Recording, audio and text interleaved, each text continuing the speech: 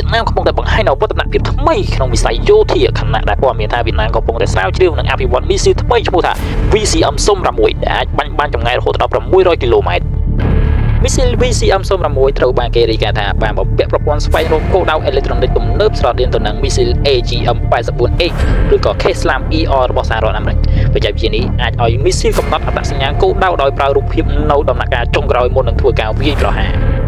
ប្រព័ន្ធបែបនេះអាចជួយបង្កើតភាពត្រឹមត្រូវក្នុងការវាយប្រហារលើគោលដៅសំខាន់ៗពីចម្ងាយឆ្ងាយទាំងគោលដៅលើដីនិងគោលដៅនៅក្នុងសមុទ្រ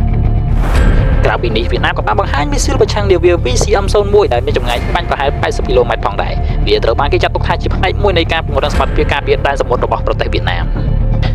ចាប់ពីការផលិតមីស៊ីលរយៈចម្ងាយខ្លីរហូតដល់ការអភិវឌ្ឍមីស៊ីលដែលមានចម្ងាយបាញ់កាន់តែឆ្ងាយនិងបច្ចេកវិទ្យាស្វែងរកគោលដៅកាន់តែទំនើបវៀតណាមកំពុងតែបង្ហាញការរីកចម្រើនគួរឲ្យចាប់អារម្មណ៍ក្នុងឧស្សាហកម្មការពារជាតិរបស់ខ្លួន